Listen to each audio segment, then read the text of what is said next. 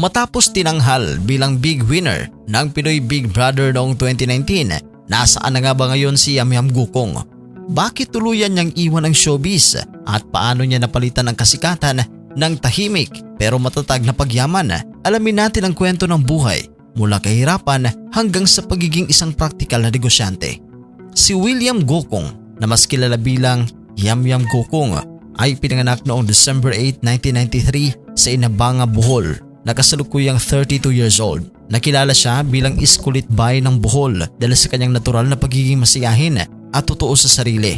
Ngunit bago ang kasikatan, hindi naging madali ang kanyang buhay. Isa siya sa 9 na magkakapatid at dahil sa kahirapan, napilitan siyang tumigil sa pag-aaral noong grade 5. Upang makatulong sa pamilya, nagtrabaho siya bilang construction worker at water delivery man. Sa kabila nito, hindi siya sumuko. Sa edad na 18, bumalik siya sa pag-aaral at kalaunan ay natapos pa ang senior high school habang nasa loob ng bahay ni kuya.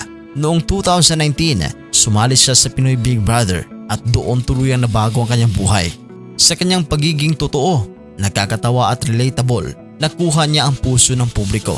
At sa huli, siya ang itinanghal na big winner na may mahigit 50% na boto. Hindi rin malilimutan ang kanyang tambalan kasama si Fumiya Sangkay na mas kilala bilang Fumiyam. Matapos ngang magwagi, nag-uwi siya ng 2 million pesos cash, house and lot at isang business package. Matapos ang kanyang panalo, nabigyan siya ng opportunity sa showbiz kabilang ang sitcom na Home Sweetie Home, Extra Sweet at ang series na Hoy, Love You.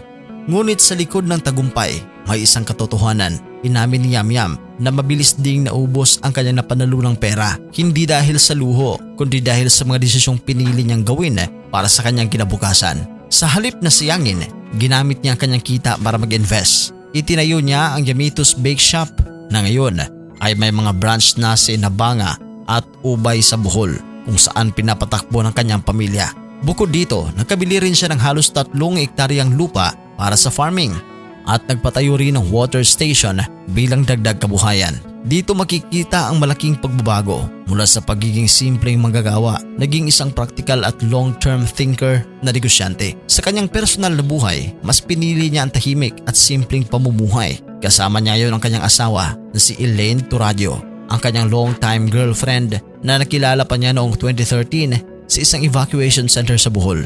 Nag-propose siya noong October 20, 2021 at ngayon ay mayroon na silang 2 anak. Si Alea Kay na ipinanak noong February 2022 at ang kanilang bunsong anak na lalaki na isinilang noong December 2024. Noong 2024 napabalita rin na hindi na siya nag-renew ng kontrata sa Star Magic at tuluyan ang naging freelance artist. At ngayong 2026, mas lumawak pa ang kanyang pangarap.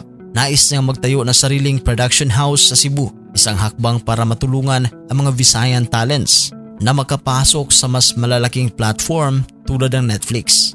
Ang kwento ni Yamyam Gukong ay hindi lang tungkol sa kasikatan, kundi tungkol sa tamang paggamit ng oportunidad. Hindi man siya palagi nakikita sa television ngayon, ngunit sa likod ng kamera, unti-unti niyang binubuo ang isang mas matatag na kinabukasan. Anong masasabi ninyo sa naging desisyon ni Yamyam? Mas tama bang piliin ang tahimik na pagyaman kaysa sa kasikatan? I-comment ang iyong opinion sa comment section. At huwag kalimutang mag-like, share at mag-subscribe sa ating channel.